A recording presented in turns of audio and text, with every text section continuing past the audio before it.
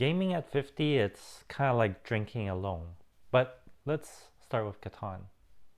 During the pandemic in 2020, everybody was locked in their house, including our family. So I thought, hey, let's just get a copy of Catan. I used to enjoy that, right? If you don't know Catan, it's a board game. It is the board game at some point. Um, it's the one that's supposed to be the gateway to other board games like that. You trade sheep for wheat, you build little roads, nobody gets eliminated, nobody dies, everybody stays at the table till the end of the game. It's a game that converted a whole generation of adults into board game people. Well, there's a word for this type of game. They're called Eurogames because this type of game came out of Europe, specifically Germany. Kind of friendly, clever, no direct combat. And because we were in the pandemic in the house, I thought, hey, this is forced family time. The good kind, right? I got my wife and son to play with me, Catan, like twice. Well, we didn't even finish the second time. But that Catan board game didn't get much use beyond that. We pulled it out one more time a few years ago when some friends came over, but that's pretty much it for Catan in this household. It lives on the shelf right now, pristine. They say that a well-loved board game has soft corners and torn lid. Mine could probably be refunded back to Target. Here's the thing that stings a little bit. I remember the first time when I played Catan. This was with my old Toastmasters group, and that was years and years ago. We were instantly hooked. That whole crowd, or that crowd I was part of at the time, grown adults who would show up to practice public speaking, sat around the table, trading sheep like the fate of the nations depended on it. It became a thing. We organized around it. Same box, same rules, same game, same me. But somehow today it's a totally different result. Kids these days, they just aren't into the Eurogames. That's what I think anyways. Speaking of my son and card games, my son buys Pokemon cards regularly with his own money, enthusiastically. He doesn't actually play the game. Maybe the only time he played the game was when I bought some starter box set from Target again to play with him, but that was his one and only time playing Pokemon the card game with me. I don't think he even knows how to play anymore. He doesn't have the interest for it. And that's not what the cards are for. The cards go in binders. He watches the pack opening videos. He knows which cards are worth what, the way I would know what stock prices are worth what. The cards are an asset class that just happen to have cute artwork. From what I could tell, that's not very unusual in the Pokemon collecting population. My honest read is that among the Pokemon card people, there are very, very few, a minority, who actually play the game. Collectors vastly outnumber the players. The game part is almost like optional. It's a collectibles market wearing the game as a costume. Now you contrast that with Magic the Gathering. Magic the Gathering also have serious collectors like spreadsheet guys, guys who track the prices, but here's the difference. Even hardcore Magic collectors actually play the game. You know, they might not be using their pristine expensive cards to play, but they have a deck to play. Two card games, Pokemon, Magic.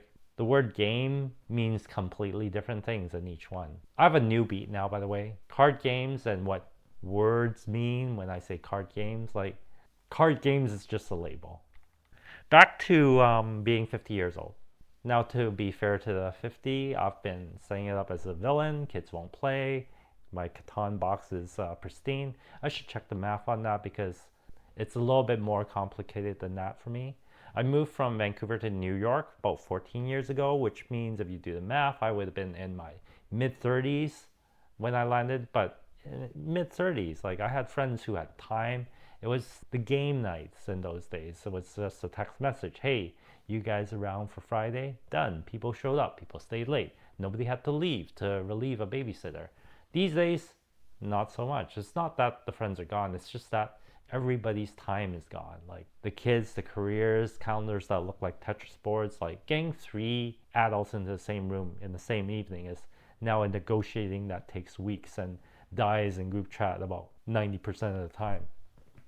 So here's the honest version. The desire to play has never died. It's just that the supply of people with time has gone away, invisibly, one friend at a time. Age of 50, 50 isn't when it happened. 50 is just when you look up and notice everybody's gone. Which brings us back to drinking. Because if the people are gone, what's left is solo gaming, gaming alone. At 50, it has a particular social texture to it. It's not forbidden. Nobody's staging an intervention if you're gaming, but there's a faint stigma about it. The exact shape of the stigma is about the same as the stigma of drinking alone. It's an acceptable indulgence as long as it's controlled, it stays in your corner, it doesn't affect your day job.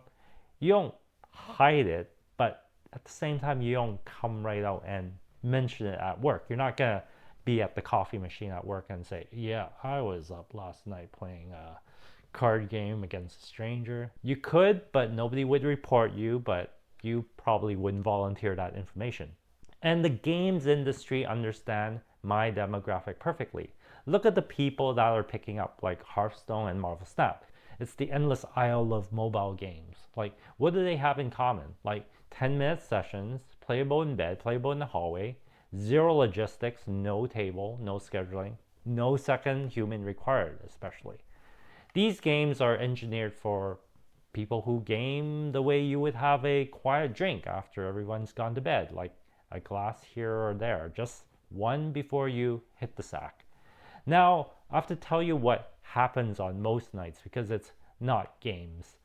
Your mind says, no, you don't have time to play games. You're an adult.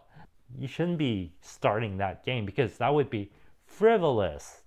But instead, you pick up your cell phone and just for a few minutes, you check something. And an hour later, you surface and you genuinely don't know where that time went. You have 10 new ways to make beautiful artwork out of common household items. Amazing things. Life-changing applications for binder clips, but you'll never use any of these tips. Now here's the thing I want you to sit with. It's the thing that I can't stop thinking about.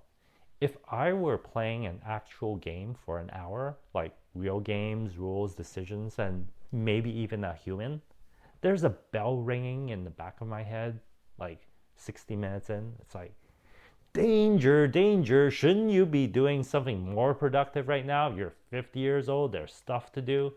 But if you spend that hour doom scrolling, silence, nothing happens. There's no warning bell that lets you know you've been just wasting an hour. So what's the difference? An hour of chess against a stranger, there's like guilt and there's like existential danger of you wasting your time. But if I spend that same hour watching a man power washing his driveway, my brain just files it under no harm, no foul, nothing at all. It's not leisure, it's not really waste. It doesn't get an entry in the ledger. So I think I understand what the rule is. The bell for, hey, you're wasting your time, that only counts if it's leisure that you deliberately choose. But if you sleep through whatever leisure you're doing, then it happens to you. It's not something you choose. When you play a game, it's like a decision to play a game. You pick it up on purpose, so it goes on the record. It can be judged.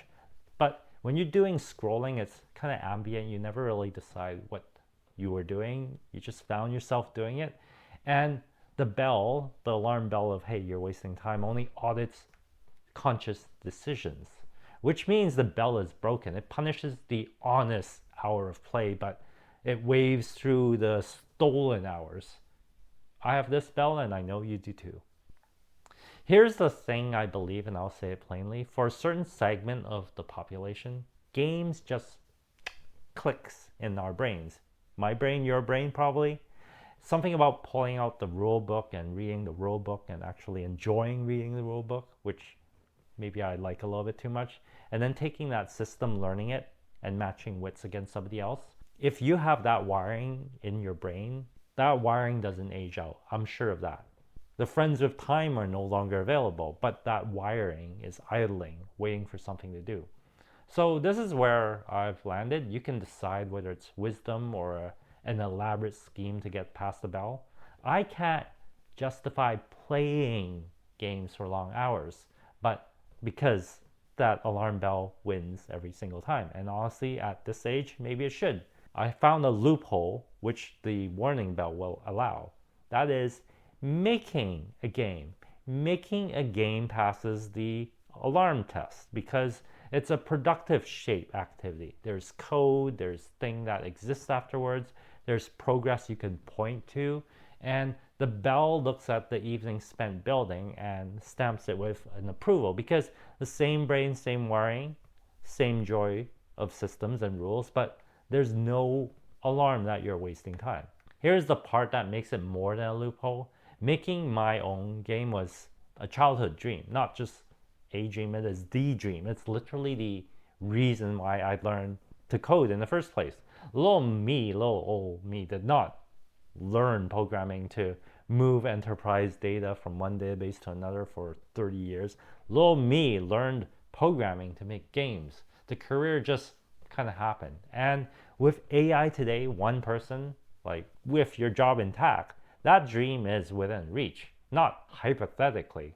I'm like middle of building my game right now and I got the videos to prove it. It's just that my wiring has found something to do. So that was a really long ramble and just some closing notes for each of you, whoever you turn out to be. If you're still enjoying your gaming at whatever age you are, enjoy. Life is for living. Play the games. Just do it responsibly. Make sure you can hit your day job and feed your family. When the alarm bell of like, hey, should you be taking a break? When that bell comes up, acknowledge it and maybe listen to that bell when it rings a little bit too loud. If you no longer enjoy gaming, let it be. And that's fine. We all move on from things. The trick is remembering that it works both ways. We move on to things from things. We move from things to other things. And if you're an aspiring game dev, my friend, you're living in an era where you can vibe your game to life. One person, one laptop with the most patient collaborator in history. Absolutely go forth and conquer. As for me, I'll be here building my own game. Who knows? I might even play your game for market research because playing other people's game is a way to get around my procrastination bell ringing.